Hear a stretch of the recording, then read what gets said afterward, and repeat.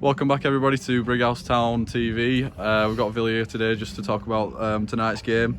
What are your thoughts on the performance tonight, mate? I weren't pleased with the performance, to be honest. I thought we weren't on our usual sort of aggressive and on the front foot and how I like my teams to play. So a bit disappointed with that.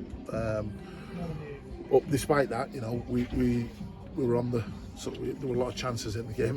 I mean, how it finished 1-0, only, you know, the only two keepers can really explain that, or three from our point of view, because we used obviously two, second one in second half. But yeah.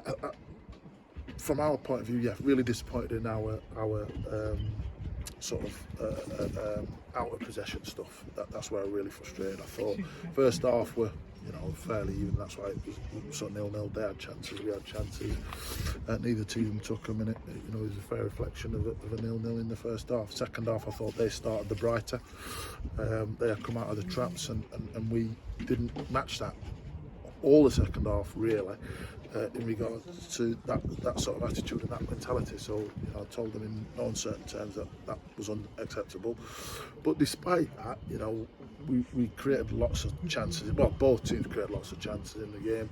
You know, many of, you know, no disrespect to Campion, a lot of their chances were through our sloppiness, and you know, we created some good chances through some good play, some aggressive forward play, and some good football. I mean, they did that as well. I thought their goal was really well taken, but it showed our mentality weren't on, because we weren't switched on from a set piece, and it's just a simple one down the side of the wall where we haven't followed our runners, and Marcus has done what he does and stick it in the back of the net.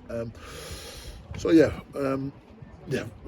As I said, not sort of concerned about, you know, the ability to create chances and openings and do that sort of thing. Obviously disappointed that we hadn't scored a goal again in a game where we've had, you know, one-on-ones and open nets and cleared off the lines and things, plucked out the top corner and all that kind of stuff, but it's all irrelevant in the scheme of things.